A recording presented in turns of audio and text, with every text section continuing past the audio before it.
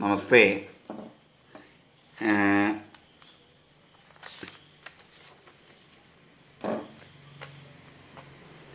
20/7/2025 ഞായറാഴ്ചത്തെ നക്ഷത്രഫലങ്ങളാണ് നമ്മൾ നോക്കുന്നത്. ഇടവം, കന്നി, തുലാം, കുംഭം രാശിക്കാർക്ക് ശുഭവും, മിഥുനം രാശിക്കാർക്ക് ഗുണദോഷ സമ്മിശ്രവും, മേടം, ധനു, മകരം, മീനം രാശിക്കാർക്ക് ദോഷവും, കർക്കിടകം, ചിങ്ങം, വൃശ്ചികം രാശിക്കാർക്ക് കഠിന ദോഷവും ആണ്. ഈ കഠിന ദോഷം എന്ന് കേൾക്കുമ്പോൾ നിങ്ങൾ പേടിക്കൊന്നും വേണ്ട. ഈശ്വരാധീനം ഉണ്ടാക്കുന്നതിന് വേണ്ടിയുള്ള പ്രവൃത്തികൾ ചെയ്താൽ മതി, ശരിയായിക്കോളും കേട്ടോ. ഇനിയൊരു കമൻറ്റിനുള്ള മറുപടിയാണ്. ഈ പുലയും വാലായ്മയും എന്തായിരുന്നു ചോദിച്ചു. അത് രണ്ടാമതും ആ മെസ്സേജ് ചോദിച്ചിട്ടുണ്ട്. ഞാൻ കാണാത്തതുകൊണ്ടായിരുന്നില്ല, എങ്കിലും രണ്ടാമതും ആ മെസ്സേജ് ഇട്ടതിന് വളരെ സന്തോഷം. കാരണം ചിലപ്പോൾ അത് ഓർമ്മയിൽ നിന്ന് പോയേനെ അത് ഒഴിവാക്കാനായിട്ട് രണ്ടാമത്തെ മെസ്സേജ് സഹായിച്ചു. ഇപ്പോൾ ഒരു ചോദ്യം ചോദിച്ചിട്ട് ഞാൻ പറഞ്ഞിരുന്നല്ലോ, ചോദ്യം ചോദിച്ചിട്ട് ഉത്തരം കിട്ടുന്നില്ലെങ്കിൽ ഒന്നുകൂടെ ആ മെസ്സേജ് ചെയ്യുന്നത് നല്ലതാണ്. കാരണം ഒന്നും കൂടെ എൻ്റെ ശ്രദ്ധയിൽ അത് പെടുമ്പോൾ അത് പ്രാധാന്യം കൊടുത്ത് വരും. അതുകൊണ്ട് ഒരു 2 ദിവസം കഴിഞ്ഞിട്ട് മെസ്സേജിന് മറുപടി കിട്ടിയില്ലെങ്കിൽ ഒരു 2 ദിവസം കഴിയുമ്പോൾ വീണ്ടും ആ മെസ്സേജ് ഒന്നും കൂടെ റിപ്പീറ്റ് ചെയ്യാം. എന്നിട്ടും അതിന് മറുപടി കിട്ടുന്നില്ലെങ്കിൽ അത് വ്യക്തിപരമായ ചോദ്യമാണ് എന്ന് ഞാൻ കരുതിയിട്ടുണ്ടാവും എന്ന് കരുതി ഒന്നെങ്കിൽ എന്നെ വിളിക്കുക, then ചെയ്യുക. മറുപടി കിട്ടണം എന്ന് കൃത്യമായിട്ടുള്ളത് അങ്ങനെ കരുതിയിട്ടുണ്ടെങ്കിൽ ചിലപ്പോൾ മറുപടി വരില്ല.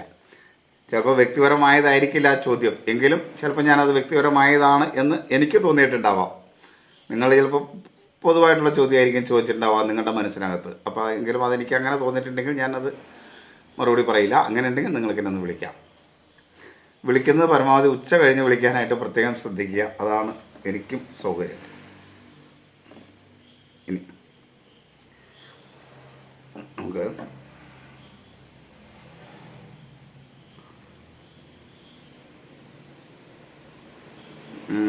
ഇതാണ് അതിനെക്കുറിച്ച് പറയാൻ. പുല എന്ന് പറഞ്ഞാൽ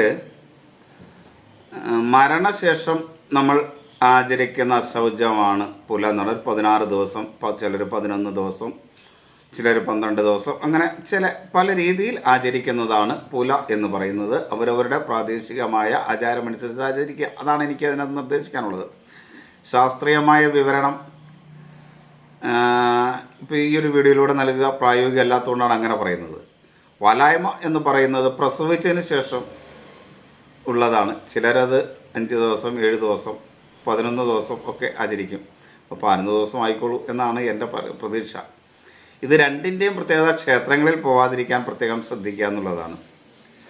കാരണം വേറൊന്നുണ്ടല്ല, അമിതമായ സന്തോഷമായാലും അമിതമായ ദുഃഖമായാലും ഈ 2 മാനസികാവസ്ഥയിലും ക്ഷേത്ര ദർശനം അനുകൂലമല്ല എന്നാണ്.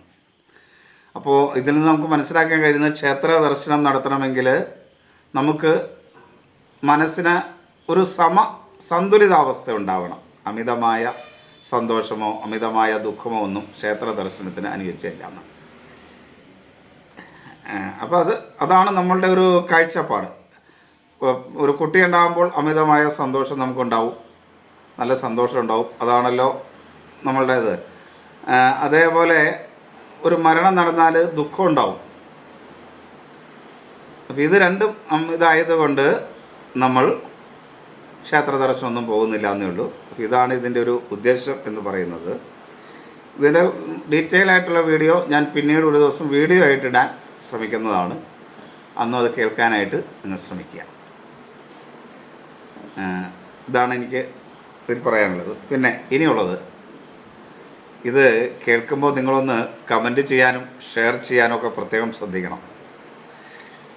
എന്തെങ്കിലും കമൻറ്റ് ചെയ്യുക, പ്രത്യേകം ശ്രദ്ധിക്കുക. വല്ല സ്റ്റിക്കറായിട്ടോ അല്ലെങ്കിൽ വേണ്ട നാരായണ എന്നോ അമ്മേ നാരായണ എന്നോ നമശിവായ എന്നോ, അല്ലെങ്കിൽ നിങ്ങളുടെ ഇഷ്ടദേവതയെ ആദരിക്കുന്ന ഏത് മന്ത്രമാണോ അത് നിങ്ങൾക്ക് അതിനകത്തേക്ക് എഴുതാം. അപ്പോൾ ഒരു ദിവസം ഒരു ദേവതയെ ആരാധിക്കുന്ന മന്ത്രം എഴുതിയാൽ പോലും അതും പുണ്യമല്ലേ. അങ്ങനെയെങ്കിലും നമുക്കത് ഒരു പുണ്യത ഉണ്ടാകും. അപ്പോൾ അതുകൊണ്ട് നിങ്ങളുടെ ഇഷ്ടദേവതയുടെ നാമം അതിൻ്റെ കമൻ്റായിട്ട് എഴുതാനായിട്ട് പ്രത്യേകം ശ്രദ്ധിക്കുക.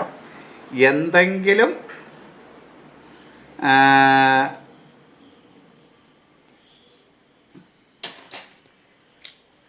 എന്തെങ്കിലും കമൻറ്റുകളായിട്ട് പ്രത്യേകിച്ച് നിങ്ങൾക്ക് പറയണമെന്നുണ്ടെങ്കിൽ അത് പറയുകയും ചെയ്യുക. എന്തെങ്കിലും ഒരു നാമം കമൻറ്റ് ചെയ്യാനായിട്ട് എല്ലാവരും തന്നെ ഒന്ന് ശ്രദ്ധിക്കുക. ഇത് കേൾക്കുന്നവർ എന്തായാലും വിശ്വാസമുള്ളവരായിരിക്കുമല്ലോ, അപ്പോൾ അവർക്ക് ഏതെങ്കിലും ഒരു ഇഷ്ടദേവത ഉണ്ടാവും. അപ്പോൾ അതിൻ്റെ നാമം കമൻറ്റ് ചെയ്യാനായിട്ട് ശ്രദ്ധിക്കുക. നിങ്ങൾ അത് കമൻറ്റ് ചെയ്യുന്നവർക്കും പുണ്യമാണ്, അതൊരു പ്രാവശ്യം ആ കമൻറ്റ് വായിക്കുന്നവർക്കും പുണ്യമാണല്ലോ. അതുകൊണ്ട് ഈ കമൻറ്റൊക്കെ ഞാൻ വായിക്കും, അതുകൊണ്ടാണ്. ഇനി നമുക്ക് നക്ഷത്രഫലത്തിലേക്ക് വരാം.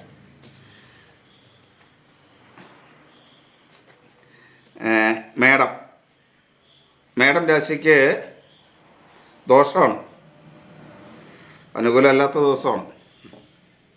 ഒരു ആത്മവിശ്വാസക്കുറവ് എല്ലാത്തിലും അനുഭവപ്പെടുന്ന ദിവസമായിരിക്കും. എല്ലാത്തിനെയും സംശയത്തോടെ നോക്കുന്ന ഒരു ദിവസമായിരിക്കും. അതേപോലെ ആരോഗ്യകാര്യങ്ങൾ വളരെ ശ്രദ്ധ വേണ്ട ഒരു ദിവസമാണ്. മനസ്സും ബുദ്ധിയും ഒന്നും അത്ര അനുകൂലമായി പ്രവർത്തിക്കുന്ന ദിവസമല്ല. ഒരു അഭിപ്രായ സ്ഥിരതക്കുറവ് എല്ലാത്തിനും ഉണ്ടാവും. അതുപോലെ ആസ്മ, മാനസികമായ അസ്വസ്ഥത, ഗർഭാശയ രോഗങ്ങൾ, വൃക്ക രോഗങ്ങളൊക്കെ ഉള്ളവർ വളരെ ശ്രദ്ധിക്കേണ്ട ഒരു ദിവസമാണ് ഇത് മേടൻ രാശിക്കാരെ സംബന്ധിച്ചിടത്തോളം. സഹോദര സ്ഥാനീയരൊന്നും അനുകൂലമല്ല. ഭൂമി സംബന്ധമായോ ധനപരമായോ ഒക്കെയുള്ള ചില തർക്കങ്ങൾ വേണ്ടപ്പെട്ടവരുമായിട്ടൊക്കെ ഉണ്ടാകാൻ സാധ്യതയുണ്ട്.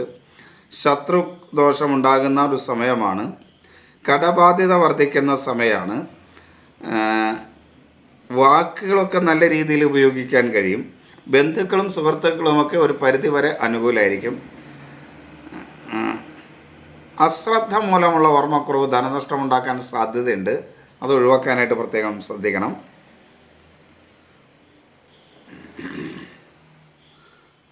ധനപരമായ നഷ്ടങ്ങളുണ്ടാകും. പൊതുവെ ഒരു ദൈവാധീനം കുറഞ്ഞ സമയമാണല്ലോ മേടക്കൂറുകാർക്ക്. കാരണം ശനി 12-ൽ സഞ്ചരിക്കുകയാണ്, കേതു 5-ൽ സഞ്ചരിക്കുകയാണ്, 3-ൽ വ്യാഴം സഞ്ചരിക്കുകയാണ്. അപ്പോൾ പൊതുവെ ദൈവാധീനം ഇല്ല. 7.5 ശനി കാലഘട്ടമാണ്. പൂർവ്വപുണ്യവും കുറവുള്ള ഒരു കാലഘട്ടമാണ്. അപ്പം ഇങ്ങനെയൊക്കെയുള്ളൊരു കാലഘട്ടം പ്രാരാബ്ധ കർമ്മഫലം അനുഭവിക്കാൻ യോഗ്യമായ സമയം എന്നൊക്കെ നമ്മൾ പറയും. കാരണം പൂർവ്വജന്മത്തിലെ ചില പ്രയാസങ്ങളൊക്കെ ദുരിതങ്ങളൊക്കെ നമ്മൾ ചെയ്തിട്ടുണ്ടെങ്കിൽ അതിൻ്റെ ദോഷഫലങ്ങൾ, അതിൻ്റെ ശിക്ഷ എന്ന രൂപത്തിൽ അനുഭവിക്കേണ്ടതാണ്. അപ്പം മേടം കൂറുകാരെ സംബന്ധിച്ചിടത്തോളം ഇപ്പോൾ ചാരഫലം അതുമായിട്ട് ബന്ധപ്പെട്ട് വരുന്നതാണ്. ജാതകഫലം കൂടെ അനുകൂലമാണെങ്കിൽ ദോഷം കൂടും. അപ്പോൾ ജാതകം ഒന്ന് നോക്കുന്നതും മേടക്കൂറുകാർക്ക് പൊതുവെ അനുകൂലമാണ്. ഇപ്പം നോക്കുന്നത് നന്നായിരിക്കും. കാരണം കുറച്ചുകൂടെ അനുകൂലമാക്കാൻ പറ്റുമെന്നൊക്കെ നോക്കണമെങ്കിൽ അത് വേണ്ടി വരും. അപ്പോൾ ജാതകം നോക്കുന്നത് നന്നായിരിക്കും. ധനപരമായ കാര്യങ്ങളൊക്കെ ശ്രദ്ധിക്കുക. ജീവിത പങ്കാളി പൊതുവെ അനുകൂലമായിരിക്കും. കുടുംബത്തിലൊരു സ്വസ്ഥതക്കുറവും സമാധാനമൊക്കെ അനുഭവപ്പെടുന്നൊരു ദിവസമാണ്. തൊഴിൽ രംഗത്തും ഒട്ടും അനുകൂലമല്ല. സഹപ്രവർത്തകരും മേലുദ്യോഗസ്ഥരും ഒന്നും അനുകൂലമായിരിക്കില്ല. അതുകൊണ്ട് അതൊക്കെ ഒന്ന് ശ്രദ്ധിക്കുന്നത് നന്നായിരിക്കും. ഇനി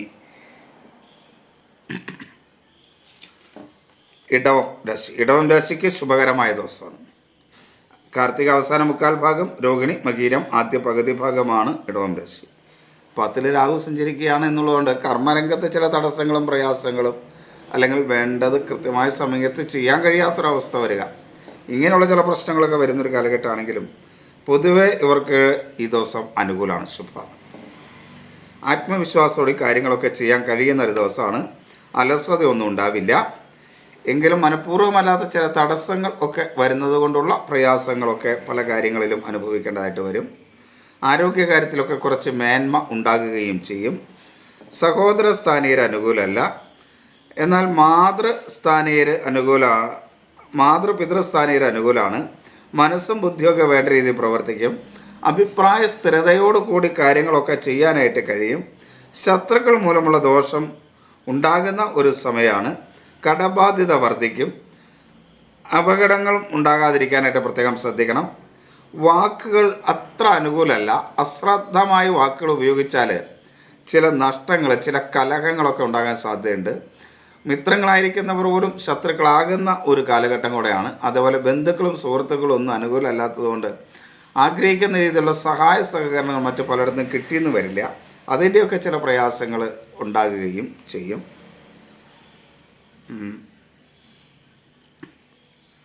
ധനപരമായി നേട്ടമുണ്ടാക്കാൻ കഴിയുന്ന ഒരു സമയമാണ്. ജീവിത പങ്കാളിയും മക്കളുമൊക്കെ അനുകൂലമാണ്. തൊഴിൽ രംഗത്തും അനുകൂലമാണ്. പുതിയ തൊഴിലവസരങ്ങൾ ലഭിക്കുകയോ അല്ലെങ്കിൽ സ്വയം തൊഴിൽ സ്ഥാപനങ്ങളിൽ വികസന പ്രവർത്തനങ്ങൾ നടത്തുകയൊക്കെ ചെയ്യാൻ കഴിയുന്ന ഒരു കാലഘട്ടമാണ്. തൊഴിലാളികളുടെയൊക്കെ സഹകരണം ഒരു പരിധിവരെ ഇടവക്കൂറുകാർക്ക് ലഭിക്കുകയും ചെയ്യും. ജാതകമൊക്കെ അനുകൂലമാണെങ്കിൽ പ്രത്യേകിച്ച് മേന്മയുള്ള സമയമാണ്. അപ്പോൾ ഈ മേന്മയുള്ള ദിവസത്തെ മേന്മയാക്കാനായിട്ട് പ്രത്യേകം ശ്രദ്ധിക്കുക. ഒരു കാരണവശാലും ലഹരി പദാർത്ഥങ്ങൾ ഉപയോഗിക്കാതിരിക്കാൻ ഇടവക്കൂറുകാർ പ്രത്യേകം ശ്രദ്ധിക്കണം. കാരണം രാഹു അനുകൂലമായ സ്ഥലത്തല്ല. അപ്പോൾ അതിൻ്റെ ഒരു ബുദ്ധിമുട്ടൊക്കെ ഈ ലഹരി പദാർത്ഥങ്ങളൊക്കെ ഉപയോഗിക്കാതിരിക്കാൻ ശ്രദ്ധിക്കേണ്ടതും അനുചിതമായ സുഹൃബന്ധങ്ങൾ ഉണ്ടാകാതിരിക്കാൻ ശ്രദ്ധിക്കേണ്ടതൊക്കെ ഇടവക്കൂറുകാർക്ക് പ്രത്യേകിച്ച് ആവശ്യമുള്ള സമയമാണ്. മിഥുനക്കൂറ് മകേരം അവസാന പകുതി ഭാഗം, തിരുവാതിര പുണർദം ആദ്യ മുക്കാൽ ഭാഗമാണ് മിഥുനം. മിഥുനക്കൂറുകാരെ സംബന്ധിച്ചിടത്തോളം ഗുണദോഷ സമ്മിശ്രമായ ഒരു ദിവസമാണ്. മകീരം അവസാന പകുതി ഭാഗം, തിരുവാതിര പുണർദം ആദ്യ മുക്കാൽ ഭാഗം കേട്ടോ. ജന്മവ്യാഴമാണ്, അനുകൂലമല്ല. ആരോഗ്യകാര്യങ്ങളിൽ വളരെ ശ്രദ്ധ വേണ്ട സമയം. 10-ൽ ശനിയാണ്, കണ്ടകശനിയാണ്. കർമ്മമേഖലയിൽ ഒരുപാട് പ്രശ്നങ്ങൾ ഉണ്ടാകാൻ സാധ്യതയുള്ളൊരു കാലഘട്ടമാണ്. രാഹു 9-ലാണ്, ഭാഗ്യക്കുറവ് അനുഭവപ്പെടുന്ന കാലഘട്ടമാണ്. ഇങ്ങനെയൊക്കെ ആണെങ്കിലും ഗുണദോഷ സമ്മിശ്രമായൊരു ദിവസമാണ് മിഥുനത്തിന്. അപ്പോൾ അല്പം ദൈവാധീനമൊക്കെ ഉണ്ടാക്കിയെടുക്കാൻ കൂടുതൽ ശ്രമിച്ചാൽ കുറച്ച് ദോഷങ്ങളൊക്കെ കുറയ്ക്കാനായിട്ട് കഴിയുന്നൊരു ദിവസം കൂടെയാണ്. ആരോഗ്യകാര്യത്തിൽ ഒരു ശ്രദ്ധ ആവശ്യമാണ്. അലസത പൊതുവെ ഉണ്ടാകുന്ന ഒരു സമയമാണ് ഈ ദിവസം. ആരോഗ്യം അനുകൂലമായിരിക്കില്ല. പിത്തസംബന്ധമായ അസുഖങ്ങൾ, ഉഷ്ണരോഗങ്ങൾ, നേത്രരോഗങ്ങളൊക്കെ ഉണ്ടാകാൻ സാധ്യതയുണ്ട്. പൊള്ളലേക്കാതിരിക്കാൻ പ്രത്യേകം ശ്രദ്ധിക്കണം. മനസ്സും ബുദ്ധിയൊന്നും വേണ്ട രീതിയിൽ പ്രവർത്തിക്കില്ല. മാതൃപിതൃസ്ഥാനീയർ അനുകൂലമായിരിക്കില്ല. ഒരു അഭിപ്രായ സ്ഥിരതയോടുകൂടി കാര്യങ്ങൾ ചെയ്യാൻ കഴിയുന്ന ഒരു ദിവസമായിരിക്കില്ല മിഥുനക്കൂറുകാരെ സംബന്ധിച്ചിടത്തോളം. ഗർഭാവസ്ഥയിലുള്ളവരൊന്ന് ശ്രദ്ധിക്കുന്നത് നന്നായിരിക്കും. സഹോദര സ്ഥാനീയർ അനുകൂലമാണ്. ശത്രുക്കൾ മൂലമുള്ള ദോഷമൊക്കെ ഒന്ന് കുറയുന്ന സമയമാണ്. കടബാധ്യതയൊക്കെ കുറച്ച് കൊണ്ടുവരാനായിട്ട് കഴിയും. മറ്റുള്ളവരുമായിട്ടുള്ള കലഹങ്ങളൊക്കെ പറഞ്ഞ് തീർത്ത് ഒരു സൗഹൃദാന്തരീക്ഷം ഉണ്ടാക്കിയെടുക്കാൻ അനുകൂലമായ സമയമാണ്. വാക്കുകൾ നല്ല രീതിയിൽ ഉപയോഗിക്കാൻ കഴിയും. ബന്ധുക്കളും സുഹൃത്തുക്കളുമൊക്കെ ഒരു പരിധിവരെ മിഥുനക്കൂറുകാർക്ക് അനുകൂലമായിരിക്കുകയും ചെയ്യും. വിദ്യാർത്ഥികൾക്കും ഗുണകരമായ ദിവസമാണ്. ധനപരമായ ചില നഷ്ടങ്ങളൊക്കെ ഉണ്ടാകാൻ സാധ്യതയുണ്ട്. മക്കളുമായിട്ട് ചില അഭിപ്രായ വ്യത്യാസങ്ങൾ പ്രത്യേകം സാമ്പത്തിക കാര്യത്തിലൊക്കെ സംഭവിക്കാം. കഫരോഗങ്ങൾ ഒന്ന് ശ്രദ്ധിക്കണം. ഉദരരോഗങ്ങൾ, വായു സംബന്ധമായ അസുഖങ്ങളും ഒന്ന് ശ്രദ്ധിക്കുന്നത് നന്നായിരിക്കും. ജീവിത പങ്കാളി പൊതുവെ അനുകൂലമാണ്. തൊഴിൽ മേഖലയിലെ മേലുദ്യോഗസ്ഥരും സഹപ്രവർത്തകരും ഒന്നും അത്ര അനുകൂലമായ ദിവസമായിരിക്കില്ല.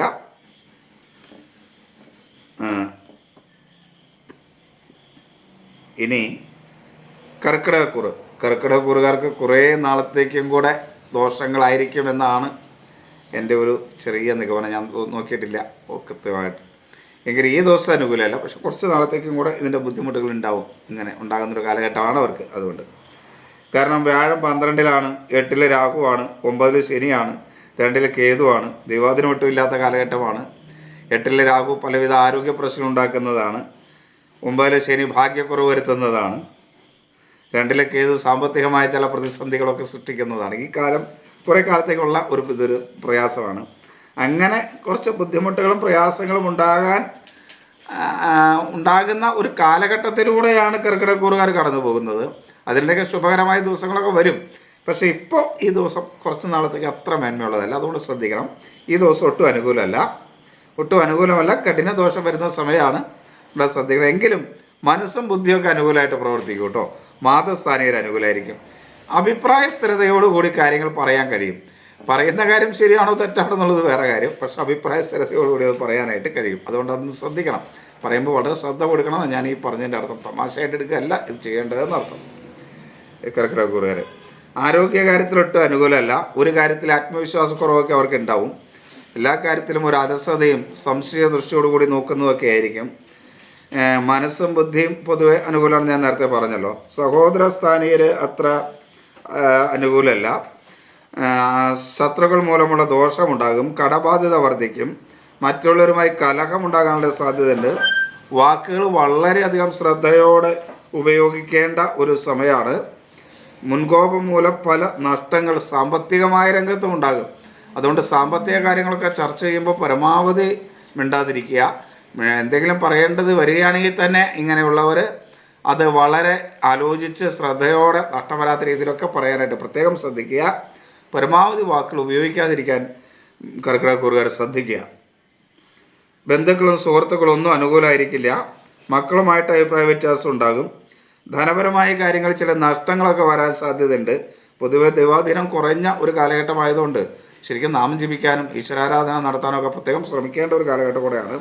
ജീവിത പങ്കാളി പൊതുവെ അനുകൂലമായിരിക്കും. തൊഴിൽ രംഗത്തൊട്ടും അനുകൂലമല്ല. പ്രത്യേകിച്ച് മേലുദ്യോഗസ്ഥരിൽ നിന്ന് വളരെ പ്രയാസങ്ങളും ബുദ്ധിമുട്ടുകളും ഉണ്ടാകും. സ്വന്തമായി തൊഴിൽ നടത്തുന്നവർക്ക് തൊഴിലാളികളും അനുകൂലമായിരിക്കൊള്ളുന്നില്ല ഈ കാലഘട്ടം. ഒരു കാരണവശാലും ലഹരി പദാർത്ഥങ്ങൾ ഉപയോഗിക്കരുത്, പൊതുവെ അനുകൂലമല്ല. അപ്പോൾ ലഹരിയും കൂടെ ഉപയോഗിച്ച് സ്വന്തം ദോഷത്തെ കൂട്ടാതിരിക്കാൻ പ്രത്യേകം ശ്രദ്ധിക്കുക എന്നർത്ഥം.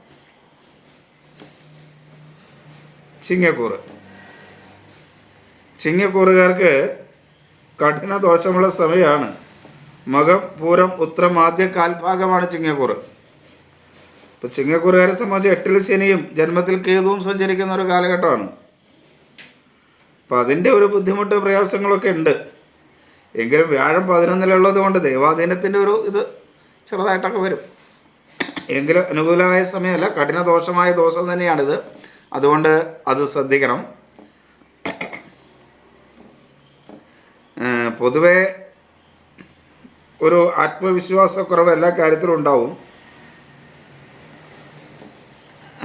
ഉദര സംബന്ധമായ അസുഖങ്ങൾ, നേത്രരോഗങ്ങൾ ഒക്കെ ശ്രദ്ധിക്കണം. ഒരു പ്രതിരോധ ശക്തി കുറവ് പൊതുവെ അനുഭവപ്പെടുന്നതാണ്. പിത്തവാത രോഗങ്ങളും ശ്രദ്ധിക്കണം. മനസ്സ്, ബുദ്ധി, മാതൃസ്ഥാനീയരൊക്കെ അനുകൂലമായിരിക്കും. നമ്മുടെ മനസ്സും ബുദ്ധിയൊക്കെ അനുകൂലമായിരിക്കും. അഭിപ്രായ സ്ഥിരതയോടെ കാര്യങ്ങളൊക്കെ ചെയ്യാൻ കഴിയും. എന്നാലും ഒരു അലസത ഉള്ളതുകൊണ്ട് പലതും മാറ്റിവെക്കുന്നൊരവസ്ഥ ഉണ്ടാവും. അത് ഒഴിവാക്കാൻ ശ്രമിക്കുക ചിങ്ങക്കൂറുകാർ. സഹോദരസ്ഥാനീയർ അനുകൂലമല്ല. അതേപോലെ ശത്രുക്കൾ മൂലമുള്ള ദോഷം ഉണ്ടാകും. കടബാധ്യതയും വർദ്ധിക്കാൻ സാധ്യതയുണ്ട്. അതൊക്കെ ഉണ്ടാകാതിരിക്കണം. അതുകൊണ്ട് പ്രത്യേകം ശ്രദ്ധിക്കുക. അപകടങ്ങൾ വരാൻ സാധ്യതയുണ്ട്. അമിതമായ സ്പീഡിലൊക്കെ വാഹനം ഓടിക്കാതിരിക്കുക. അപകടകരമായ തൊഴിൽ ചെയ്യുമ്പോൾ അത് അപകടം ഉണ്ടാകാതിരിക്കാനായിട്ട് പ്രത്യേകം ശ്രദ്ധിക്കുക. ഒരു മുൻകരുതലൊക്കെ എടുത്ത് മനസ്സൊക്കെ അപകടമുണ്ടാകാൻ സാധ്യത ഉള്ളതുകൊണ്ട് കുറച്ച് കൂടുതൽ ശ്രദ്ധ നമ്മൾ ചെയ്യുന്ന പ്രവൃത്തിയിൽ അപകടം ഉണ്ടാകാതിരിക്കാനായിട്ട് കൊടുക്കുക. ഇതൊക്കെ ചെയ്യുക. വാക്കുകൾ ഒട്ടും അനുകൂലമല്ലാതെ പ്രയോഗിക്കപ്പെടും എന്നൊരു ദോഷമുള്ളതുകൊണ്ട് പരമാവധി കൂടുതൽ സംസാരിക്കാതിരിക്കുക. വാക്കുകൾ മൂലം ചില നഷ്ടങ്ങളൊക്കെ വരാൻ സാധ്യതയുണ്ടെങ്കിലും സാമ്പത്തികമായി മേന്മയുള്ള ഒരു ദോഷമായിരിക്കും. പൊതുവെ സാമ്പത്തിക കാര്യത്തിൽ കുറച്ച് അനുകൂലതയൊക്കെ ചിങ്ങക്കൂറുകാർക്ക് ഉണ്ടാകും. ജീവിത പങ്കാളി അനുകൂലമാണെങ്കിലും മക്കളുമായിട്ട് ചെറിയ അഭിപ്രായ വ്യത്യാസങ്ങൾ ഉണ്ടാകാം. പൊതുവെ കുടുംബത്തിലൊരു സമാധാനക്കുറവ് അനുഭവപ്പെടുന്ന ദോഷമായിരിക്കും ചിങ്ങക്കൂറുകാർക്ക് ഇത്. തൊഴിൽ മേഖല അത്ര അനുകൂലമൊന്നുമല്ല. മേലുദ്യോഗസ്ഥർ അത്ര മേന്മയുള്ളവരായിരിക്കില്ല. സഹപ്രവർത്തകരും അനുകൂലമായിരിക്കില്ല. ഒരു കാരണവശാലും ലഹരി പദാർത്ഥങ്ങൾ ഉപയോഗിക്കരുത് ചിങ്ങക്കൂറുകാർ. പോരാത്തതിന് രാഹുകേതുക്കളൊന്നും അനുകൂലമല്ലാത്ത നിൽക്കുന്നത് കൊണ്ട് അനുചിതമായ സുഹൃബന്ധങ്ങളിൽ ചെന്ന് വീഴാനുള്ളൊരു സാധ്യതയുണ്ട്. ചില ബന്ധനങ്ങളിലൊക്കെ പെടാൻ ഉള്ള സാധ്യത. അങ്ങനെയുള്ള ബന്ധനങ്ങളിലൊന്നും പെടാതിരിക്കാൻ പ്രത്യേകം ശ്രദ്ധിക്കുക എന്നർത്ഥം. ലഹരി പദാർത്ഥങ്ങൾ ഒരു കാരണവശാലും ഉപയോഗിക്കരുത് എന്നതുകൊണ്ട്. കന്നിക്കൂറ്. ഉത്രം അവസാനം കാൽ ഭാഗം, അത്തം, ചിത്ര ആദ്യ പകുതി ഭാഗം കന്നിക്കൂറ്. കന്നിക്കൂറുകാർക്ക് ശുഭകരമായ ദിവസമാണ്. എങ്കിലും അവർക്ക് 7 ശനി, 10 വ്യാഴം, 12 കേതു ഒക്കെ നിൽക്കുന്ന കാലമാണ്. നിവൃത്തി കാര്യങ്ങൾക്ക് തടസ്സങ്ങൾ, പല കാര്യങ്ങൾക്ക് നിവൃത്തിയില്ലാതെ വരിക. 7ാം ഭാവത്തിൽ ശരിയൊക്കെ ആണല്ലോ. അപ്പോൾ നിവൃത്തി എന്ന് പറയുന്ന ആ ഭാവമാണല്ലോ. അപ്പോൾ അങ്ങനെ ഒരു തടസ്സങ്ങൾ ഉണ്ടാവുക. 10 വ്യാഴം തൊഴിൽ മേഖലയിൽ ചില തടസ്സങ്ങൾ, താമസങ്ങൾ, കാര്യങ്ങൾക്ക് താമസം ഉണ്ടാക്കുക, വൈകിക്കുക, ഇങ്ങനെയുള്ള കാര്യങ്ങളൊക്കെ വരാം. 12 കേതുവാണ്. സാമ്പത്തികമായ ചില നഷ്ടങ്ങളും കാര്യങ്ങളൊക്കെ വരാൻ കഴിയുന്ന ഒരു കാലഘട്ടത്തിലൂടെയാണ് കന്നിക്കൂറുകാർ കടന്നു പോകുന്നത്. അങ്ങനെയാണെങ്കിൽ പോലും ഈ ദിവസം അവർക്ക് ശുഭകരമാണ്. പൊതുവെ ആരോഗ്യകാര്യങ്ങൾ മേന്മയുള്ളതാണ്. ആത്മവിശ്വാസമൊക്കെ ഉള്ള ദിവസമായിരിക്കും. അലസതയൊന്നുമില്ലാതെ സംശയമൊന്നും കൂടാതെ കാര്യങ്ങൾ ചെയ്യാനായിട്ട് കഴിയും. ആരോഗ്യകാര്യത്തിലൊക്കെ കുറച്ച് മേന്മയുണ്ടാകും. എന്നാൽ മനസ്സ്, ബുദ്ധി അത്ര അനുകൂലമല്ല. അതുകൊണ്ട് എന്ത് കാര്യവും ഒരു ശ്രദ്ധയോടെ ചെയ്യാൻ പ്രത്യേകം ശ്രദ്ധിക്കണം. കാരണം മനസ്സും ബുദ്ധിയും വേണ്ട രീതിയിൽ പ്രവർത്തിക്കില്ലെങ്കിൽ നമ്മുടെ ആത്മവിശ്വാസമൊക്കെ കൂടുതൽ വരാൻ കഴിയുന്ന ദിവസമായതുകൊണ്ട് അമിതമായ ആത്മവിശ്വാസം എടുത്തു ചാടി ചെയ്യുന്ന പ്രവർത്തനം ചിലപ്പോൾ ദോഷകരമായിട്ട് വന്നാലോ. അതുകൊണ്ട് അങ്ങനെ ചെയ്യാതിരിക്കാൻ പ്രത്യേകം ശ്രദ്ധിക്കുക. അഭിപ്രായ സ്ഥിരതയോടുകൂടി കാര്യങ്ങൾ ചെയ്യാൻ കഴിയുന്നൊരു ദിവസമല്ല. ഇടയ്ക്കിടയ്ക്ക് അഭിപ്രായം മാറ്റുന്ന ഒരു ദിവസമായിരിക്കും. അപ്പോൾ അതൊക്കെ ഉണ്ടാവാതിരിക്കാൻ ശ്രദ്ധിക്കുക. ആസ്തമ, മാനസികമായ അസ്വസ്ഥത, ഗർഭാശയ സംബന്ധമായ രോഗങ്ങളൊക്കെ ഉള്ള കന്നിക്കൂറുകാർ പ്രത്യേകം ശ്രദ്ധിക്കണം. ഗർഭാവസ്ഥയിലുള്ളവരും ഒന്ന് ശ്രദ്ധിക്കണം, നന്നായിരിക്കും. എങ്കിലും വലിയ കുഴപ്പമൊന്നും വരില്ല എന്ന് വിചാരിക്കാം. വലിയ കുഴപ്പമൊന്നുമുള്ള ഇത് കാണുന്നില്ല. എങ്കിലും ഒന്ന് ശ്രദ്ധിക്കുക. ഗർഭാവസ്ഥയിലുള്ളവർ വീഴ്ചയൊക്കെ ഉണ്ടാകാതിരിക്കാനായിട്ട് ശ്രദ്ധിക്കുക. അങ്ങനെയുള്ളവർ, അതാണ് ഈ ദിവസം സാധ്യത കാണുന്നത്. സഹോദര സ്ഥാനീയർ അനുകൂലമല്ല. ഭൂമി സംബന്ധമായോ ധനപരമായോ ഒക്കെ ചില വേണ്ടപ്പെട്ടവരുമായ അഭിപ്രായ വ്യത്യാസങ്ങൾ ഉണ്ടാകാം. ശത്രുക്കൾ മൂലമുള്ള ദോഷമുണ്ടാകാം. കടബാധ്യത വർദ്ധിക്കാം. ബന്ധുക്കളും സുഹൃത്തുക്കളുമൊക്കെ ഒരു പരിധിവരെ അനുകൂലമാണ് ഈ ദിവസം. വാക്കുകൾ നല്ല രീതിയിൽ ഉപയോഗിക്കാൻ കഴിയുമെന്നുള്ളത് കൊണ്ട് പല പ്രശ്നങ്ങളും ഒരു പരിധിവരെ പരിഹരിച്ചെടുക്കാനും കഴിയും. ധനപരമായി ചില നഷ്ടങ്ങളൊക്കെ വരാൻ സാധ്യതയുണ്ട്. അതൊന്ന് ശ്രദ്ധിച്ചാൽ ഒഴിവാക്കുകയും ചെയ്യാം. ജീവിത പങ്കാളി പൊതുവെ അനുകൂലമായിരിക്കും. പക്ഷേ മക്കൾ ഇപ്പോൾ അഭിപ്രായ വ്യത്യാസം സാമ്പത്തിക കാര്യത്തിലൊക്കെ ഉണ്ടാകാം. തൊഴിൽ മേഖലയിൽ അത്ര അനുകൂലമൊന്നുമല്ല. സഹപ്രവർത്തകർ അത്ര മേന്മയില്ലെങ്കിലും മേലുദ്യോഗസ്ഥരിൽ നിന്ന് പൊതുവെ അനുകൂലമായൊരു സമീപനമൊക്കെ ഉണ്ടാകുകയും ചെയ്യും. ഇനി തുലാം രാശി. തുലാം രാശിക്ക് ഗുണകരമായ ദിവസമാണ്. അങ്ങനെയാണെങ്കിൽ പോലും 5 രാഹു, മനസ്സ് അസ്വസ്ഥമാകുന്ന ഒരു ദിവസമായിരിക്കും. 5-ാം ഭാവം മനസ്സിനെക്കുറിച്ച് ചിന്തിക്കുന്നതാണ്. മനസ്സ് ആവശ്യമില്ലാത്ത കാര്യങ്ങളിൽ കെട്ടുപിണഞ്ഞ് കിടന്ന് ആവശ്യമില്ലാത്തതൊക്കെ ചിന്തിച്ച് അനുകൂലമല്ലാത്ത സ്ഥിതി ഉണ്ടാക്കും. അപ്പോൾ അങ്ങനെയുള്ള ചിന്തകൾ ഉണ്ടാകാതിരിക്കാൻ ശ്രദ്ധിച്ചാൽ പല കാര്യങ്ങളിലും മേന്മ ഉണ്ടാക്കാൻ കഴിയുന്ന ദിവസം തന്നെയാണ് ഇത്. ആരോഗ്യപരമായ മേന്മയുള്ള ദിവസമാണ്. അലസതയൊന്നുമില്ലാതെ കാര്യങ്ങൾ ചെയ്യാനൊക്കെ ആയിട്ട് കഴിയും. മനസ്സ്, ബുദ്ധിയൊക്കെ വേണ്ട രീതിയിൽ അത്ര അങ്ങോട്ട് അനുകൂലമായിട്ട് പ്രവർത്തിച്ചില്ലെങ്കിലും വലിയ കുഴപ്പമില്ലാതെ പ്രവർത്തിക്കും. എന്നാൽ മാതൃസ്ഥാനീയർ അത്ര അനുകൂലമായിരിക്കില്ല. പിതൃസ്ഥാനീയർ പൊതുവെ അനുകൂലമായിരിക്കും. ഒരു അഭിപ്രായ സ്ഥിരത ഇല്ലാത്തൊരു ദിവസമായിരിക്കും. ആസ്മ, മാനസികമായ അസ്വസ്ഥത, ഇങ്ങനെയൊക്കെയുള്ളവരൊന്ന് ശ്രദ്ധിക്കണം. സഹോദര സ്ഥാനീയർ അനുകൂലമാണ്. ശത്രുക്കൾ മൂലമുള്ള ദോഷം കുറയുന്ന സമയമാണ്.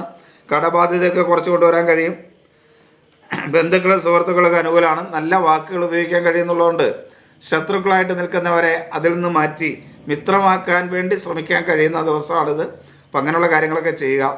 ആരോടും ഒരു വിരോധം ഉണ്ടാവാത്ത അവസ്ഥയിലൊക്കെ നമ്മുടെ മനസ്സിനെ പക്വപ്പെടുത്താൻ നമുക്ക് ശ്രമിക്കുക. പതുക്കെ കുറേ കാലം നമ്മളിങ്ങനെ മനസ്സിൽ ആലോചിച്ചാൽ അവസാനമാകുമ്പോഴെങ്കിലും ആരോടും ശത്രുതയില്ലാത്ത ഒരു മനസ്സ് നമുക്ക് ഉണ്ടാക്കിയെടുക്കാൻ കഴിയും. ആരെങ്കിലും ഒന്ന് ദേഷ്യപ്പെട്ടാൽ തിരിച്ച് ദേഷ്യപ്പെടേണ്ടതെന്നൊന്നുമല്ല. ആ ദേഷ്യപ്പെട്ട് കഴിഞ്ഞ് അങ്ങോട്ട് പോയി കഴിഞ്ഞാൽ പിന്നെയും ശത്രുത വച്ചുകൊണ്ടിരിക്കുന്ന ആ ഒരു അവസ്ഥ ഒഴിവാക്കാനൊക്കെ ആയിട്ട് നമുക്ക് ശ്രമിച്ചാൽ കഴിയും. ഇവർക്ക് ഇപ്പോൾ ഇങ്ങനെയുള്ള കാര്യങ്ങളിലൊക്കെ മനസ്സിനെ ശാന്തമാക്കാനും ശ്രമിക്കാനും കഴിയുന്ന കാര്യങ്ങളാണ്. പുതിയ വിദ്യകൾ പഠിക്കാൻ അനുകൂലമായ സമയമാണ്. തൊഴിൽ രംഗത്ത് മേന്മയുള്ള സമയമാണ്. ജീവിത പങ്കാളി മക്കളുമൊക്കെ അനുകൂലമായ സമയമാണ്. ബന്ധുക്കൾ, സുഹൃത്തുക്കൾ അനുകൂലമായിരിക്കും. തൊഴിൽ രംഗത്ത് പുതിയ അവസരങ്ങൾ കിട്ടാൻ സാധ്യതയുണ്ട്. അതേപോലെ പുതിയ തൊഴിൽ, സ്വന്തമായിട്ട് തൊഴിൽ ചെയ്യുന്നവരാണെങ്കിൽ അവർക്ക് പുതിയ തൊഴിൽ മേഖല കണ്ടെത്താനും പുതിയ വികസന പ്രവർത്തനങ്ങളൊക്കെ കൊണ്ടുവന്ന് നൂതനമായ മേഖലകളിലൊക്കെ അവരുടെ കൈവയ്ക്കാനൊക്കെ കഴിയുന്ന, അവരുടെ ബിസിനസ്സിനെ വികസിപ്പിക്കാൻ കഴിയുന്ന ഒരു കാലഘട്ടമാണ്. കൂട്ടു സംരംഭങ്ങൾക്കൊക്കെ ആലോചിക്കാവുന്ന കാര്യങ്ങളാണ്. ധനപരമായ നേട്ടങ്ങളൊക്കെ ഉണ്ടാകുന്ന ഒരു കാലഘട്ടവും കൂടെയാണിത്. ജാതകം കൂടെ നല്ലതാണെങ്കിൽ നല്ല നേട്ടങ്ങൾ ഉണ്ടാക്കാൻ കഴിയും. അതുകൊണ്ട് ഈ സമയം അതിനായിട്ട് വിനിയോഗിക്കുക. തൊഴിൽ മേഖലയിൽ നേട്ടങ്ങൾ ഉണ്ടാക്കും എന്നാണ് പറഞ്ഞത്. അപ്പോൾ അത് ശ്രദ്ധിച്ച് മുന്നോട്ട് പോവുക. ഇനി വൃശ്ചികം. വൃശ്ചികക്കുറുകാർക്ക് ഒട്ടും അനുകൂലമല്ല. കുറച്ച് നാളത്തേക്കും കൂടെ അവർക്ക് അത്ര മേന്മയുള്ള ദിവസമല്ല. അത് മാത്രമല്ല, പൊതുവെ ഇവർക്ക് കുറച്ച് കാലം ബുദ്ധിമുട്ടാണ്. 4 രാഹു അല്ലേ, കുടുംബത്തിലൊരു സ്വസ്ഥ സമാധാനം കുറയുന്ന കാലഘട്ടമാണ്. 5-ൽ ശനി, പൂർവ്വപുണ്യ സുഹൃതക്കുറവൊക്കെ ഉള്ള കാലം. 8-ലെ ആഴം, ഒട്ടും ദൈവാധീനം ഇല്ലാത്ത കാലം. 10-ൽ കേതു, കർമ്മ ദുരിതങ്ങൾ വരുന്ന സമയം. ഇങ്ങനെയൊക്കെയുള്ളൊരു കാലഘട്ടത്തിലൂടെയാണ് വൃശ്ചികക്കുറുകാർ കുറേ കാലത്തേക്ക് പോവുക. ഈ ദിവസം ഒട്ടും അനുകൂലമല്ല, കഠിന ദോഷമുള്ള ദിവസം കൂടെയാണ്. അപ്പോൾ വളരെ ശ്രദ്ധിക്കണം. എന്നാൽ ഗുണമുള്ളത് മനസ്സ്, ബുദ്ധിയൊക്കെ വേണ്ട രീതിയിൽ പ്രവർത്തിക്കും. വൃശ്ചികക്കുറുകാർക്ക് മനസ്സ്, ബുദ്ധിയൊക്കെ വേണ്ട രീതിയിൽ പ്രവർത്തിക്കും. മാതൃസ്ഥാനീയർ അനുകൂലമായിരിക്കും. ഒരഭിപ്രായ സ്ഥിരതയൊക്കെ ഉണ്ടാവും കാര്യങ്ങൾക്ക് ഈ ദിവസം. എങ്കിലും ആത്മവിശ്വാസക്കുറവ്, അലസത, ഒന്നും ചെയ്യണമെന്ന് തോന്നാതിരിക്കുക ഒക്കെ ഉണ്ടാകുന്നൊരവസ്ഥയായിരിക്കും. ആരോഗ്യമായിട്ട് അത്ര അനുകൂലമായിരിക്കില്ല. ആരോഗ്യ കാര്യങ്ങൾ വളരെ ശ്രദ്ധ വേണ്ട ഒരു ദിവസമാണ് ഇവർക്ക്. ചിലപ്പോൾ ആശുപത്രിവാസമൊക്കെ വേണ്ടാൻ സാധ്യതയുള്ള ഒരു ദിവസം കൂടെയാണ്. ആരോഗ്യകാര്യത്തിൽ വളരെ ശ്രദ്ധിക്കണം. സഹോദര സ്ഥാനീയർ അനുകൂലമല്ല. മറ്റുള്ളവരുമായിട്ട് കലഹം, അഭിപ്രായ വ്യത്യാസമൊക്കെ, സാമ്പത്തികമോ ഭൂമി സംബന്ധമായ കാര്യങ്ങളിലൊക്കെ വേണ്ടപ്പെട്ടവരുമായി കലഹമൊക്കെ ഉണ്ടാവും. കടബാധ്യത വർദ്ധിക്കും. അപകടങ്ങൾ ഉണ്ടാകാതിരിക്കാൻ പ്രത്യേകം ശ്രദ്ധിക്കണം. വാഹനമൊക്കെ ഓടിക്കുക അല്ലെങ്കിൽ അപകടകരമായ തൊഴിലൊക്കെ ചെയ്യുകയൊക്കെ ചെയ്യുന്നവർ വളരെ ശ്രദ്ധയും കരുതലും അപകടങ്ങൾ ഉണ്ടാകാതിരിക്കാനായിട്ട് പ്രത്യേകം ശ്രദ്ധിക്കണം. മറ്റുള്ളവരുമായി കലഹമുണ്ടാകും. വാക്കുകൾ അത്ര നല്ലതല്ല. ഒരഭിപ്രായം ആരോടും വൃശ്ചികക്കൂറുകാർ കുറച്ച് നാളത്തേക്ക് പറയാതിരിക്കുന്നതാണ് നല്ലത്. കാരണം വാക്കുകൾ നല്ല രീതിയിൽ ഉപയോഗിച്ചാൽ പോലും കേൾക്കുന്നവർ അത് വേണ്ട രീതിയിൽ ഉൾക്കൊള്ളാതെ വരുന്നൊരു കാലഘട്ടമാണ് വൃശ്ചികക്കൂറുകാരെ സംബന്ധിച്ചിടത്തോളം. അപ്പോൾ ആവശ്യമില്ലാത്ത അഭിപ്രായങ്ങൾ പറഞ്ഞ് പ്രശ്നങ്ങൾ ഉണ്ടാകാതിരിക്കാനായിട്ട് പ്രത്യേകം ശ്രദ്ധിക്കണം. ബന്ധുക്കളും സുഹൃത്തുക്കളും അനുകൂലമല്ല. മക്കൾ അനുകൂലമല്ല. ജീവിത പങ്കാളി അനുകൂലമല്ല.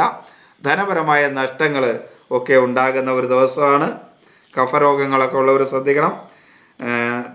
തൊഴിൽ മേഖലയിലൊട്ടും അനുകൂലമല്ല. എല്ലാവരും ഒരു ശത്രുത ഒക്കെ പോലെ, പുറത്തുള്ളവർ പോലും ഒരു ശത്രുത, ഒരാവശ്യമില്ലാതെ ഒരു പരിചയമില്ലാത്തവരാണെങ്കിൽ പോലും കാണുമ്പോൾ ഒരു ശത്രുതാ മനോഭാവത്തോടെ നോക്കുന്ന അവസ്ഥയൊക്കെ ഉണ്ടാകുന്ന ഒരു കാലഘട്ടമാണ് വൃശ്ചികക്കൂറുകാർക്ക്. അത് പ്രത്യേകം ശ്രദ്ധിക്കുക. നന്നായി നാമം ജപിക്കുക, ഈശ്വരാരാധന നടത്തുക, ക്ഷേത്ര ദർശനമൊക്കെ നടത്തുക. അങ്ങനെയൊക്കെ ചെയ്യുമ്പോൾ വളരെ കുറേയൊക്കെ മാറ്റങ്ങൾ ഉണ്ടാകാനുള്ള സാധ്യതയുണ്ട്. പക്ഷെ കുറച്ചൊക്കെ ബുദ്ധിമുട്ടുണ്ടാകും. ജാതകം വളരെ നല്ലതാണെങ്കിൽ കുറച്ച് മാറ്റങ്ങൾ ഉണ്ടാകാം.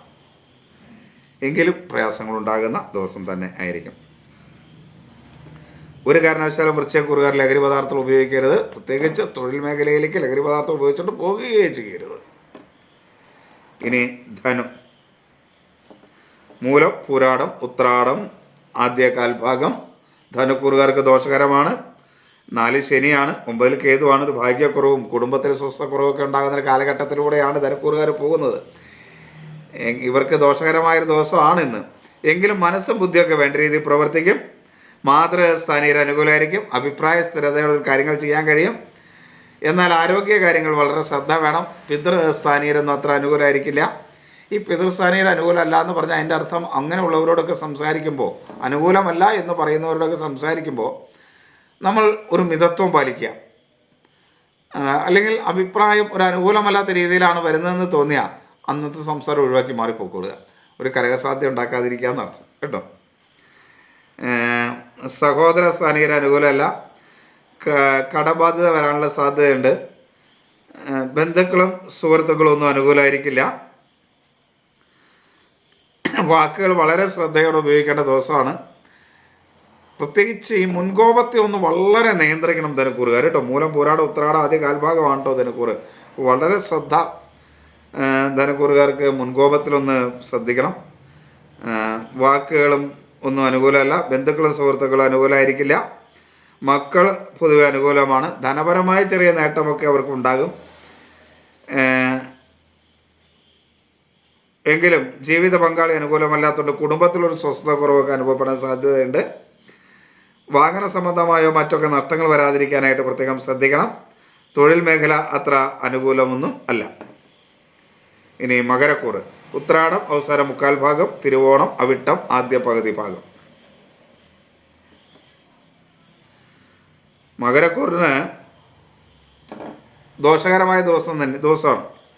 ഒന്ന് വ്യാഴം 6 സഞ്ചരിക്കുന്ന കാലഘട്ടമാണ്. ദിവാദിനം വളരെ കുറവായിരിക്കും.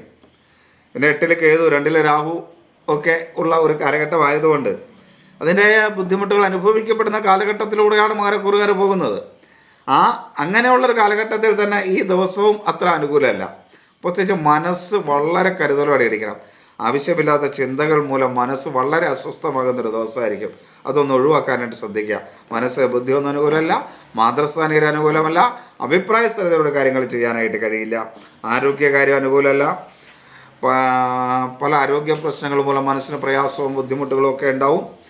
ദഹനക്കുറവൊക്കെ ഉണ്ടാകാനുള്ള സാധ്യതയുണ്ട്. അപ്പോൾ ആഹാരമൊക്കെ വളരെ നിയന്ത്രിച്ച് കഴിക്കാനായിട്ട് പ്രത്യേകം ശ്രദ്ധിക്കേണ്ട ഒരു സമയമാണ്. ശ്രദ്ധിക്കുക.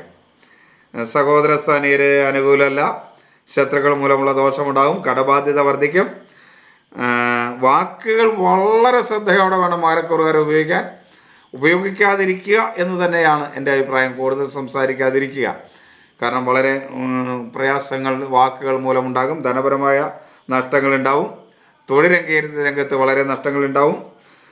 മേലുദ്യോഗസ്ഥരൊക്കെ ആയിട്ട് അഭിപ്രായ വ്യത്യാസങ്ങൾ വന്ന് തൊഴിൽ നഷ്ടമോ മറ്റോ വരാനുള്ള സാധ്യത വരെ ഈ സമയത്ത് നമുക്ക് തള്ളിക്കളയാനൊന്നും പറ്റില്ല. ഞായറാഴ്ചയാണെന്ന് പറഞ്ഞിട്ട് ഞായറാഴ്ചയാണ് എവിടെയാണ് തൊഴിൽ എന്ന് ചോദിച്ച് കമൻറ്റ് ചെയ്ത ഒരു വ്യക്തി ആരാണെന്ന് എനിക്ക് ഓർക്കുന്നില്ല.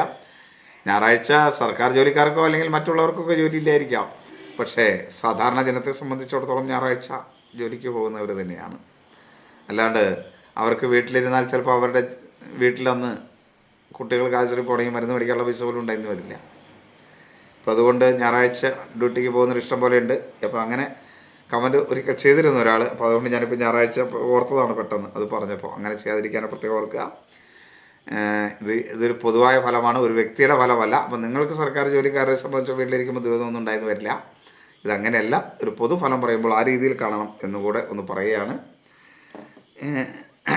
പുതിയതായിട്ട് ആരെങ്കിലുമൊക്കെ കാണുന്നുണ്ടെങ്കിൽ അവരെ ഉദ്ദേശിച്ചാണ് ഞാൻ ഈ പറയുന്നത്. പഴയ ആളുകൾക്ക് അത് പ്രശ്നമല്ല, കാരണം അവർക്കറിയാം. അതുകൊണ്ട് സ്ഥിരം കാണുന്നവരെ സംബന്ധിച്ചിടത്തോളം അവർക്കറിയാം അത്.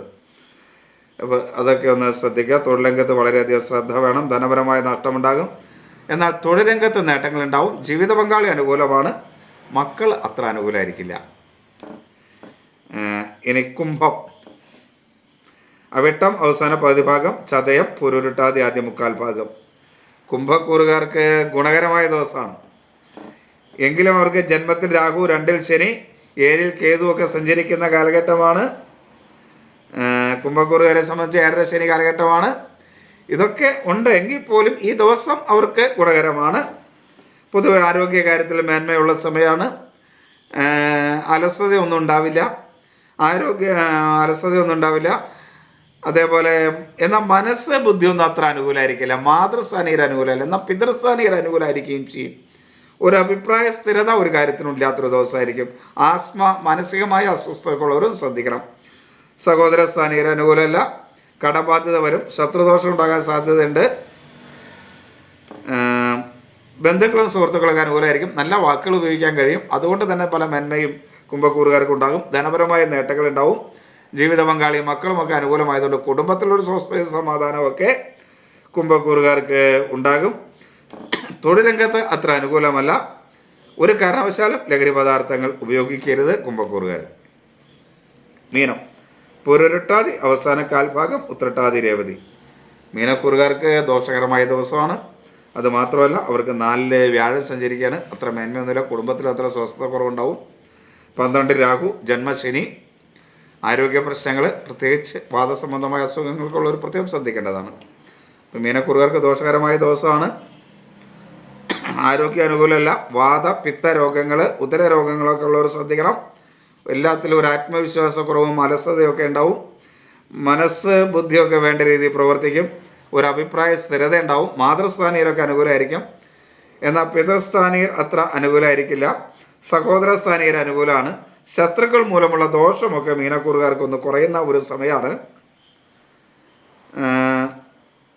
കടബാധ്യതയൊക്കെ ഒന്ന് ശ്രദ്ധിച്ചാൽ കുറച്ച് കൊണ്ടുവരാൻ കഴിയും. എങ്കിലും ധനപരമായ ചില നഷ്ടങ്ങളൊക്കെ വരാൻ സാധ്യതയുള്ള ദിവസമാണ്. ബന്ധുക്കളും സുഹൃത്തുക്കളും ഒന്നും അനുകൂലമല്ല. വാക്കുകൾ വളരെ ശ്രദ്ധയോടെ ഉപയോഗിക്കണം. ജീവിത പങ്കാളി അനുകൂലമാണ്. തൊഴിൽരംഗം സഹപ്രവർത്തകരും മേലുദ്യോഗസ്ഥരൊന്നും അനുകൂലമായിരിക്കില്ല. അപ്പോൾ പൊതുവെ ഒരു കാരണവശാലും ലഹരി പദാർത്ഥങ്ങൾ ഉപയോഗിക്കരുത്. അതുപോലെ അനുചിതമായ ഒരു സുഹൃബന്ധത്തിന് നിന്ന് കൊടുക്കാതിരിക്കാനും ഈ ദിവസം മീനക്കൂറുകാർ പ്രത്യേകം ശ്രദ്ധിക്കണം. എല്ലാവരെയും ഈശ്വരൻ അനുഗ്രഹിക്കട്ടെന്ന് പ്രാർത്ഥിക്കുന്നു. ഇതൊരു പൊതുഫലമാണെന്ന് മനസ്സിലാക്കി ഇതിനെല്ലാവരും സ്വീകരിക്കുക. ഇത് കൃത്യമായി ഫോളോ ചെയ്യുന്നവർക്ക് ആ ദിവസം വലിയ ദോഷമില്ലാതെ മുന്നോട്ട് പോകുന്നതിനുള്ള എല്ലാ നിർദ്ദേശങ്ങളും ഞാൻ ഇതിനകത്ത് തന്നിട്ടെന്ന് തന്നെയാണ് എൻ്റെ വിശ്വാസം. എല്ലാവരും ഈശ്വരൻ അനുഗ്രഹിക്കണമെന്ന് പ്രാർത്ഥിക്കുന്നു. എല്ലാവർക്കും നമസ്തേ. അമ്മേ.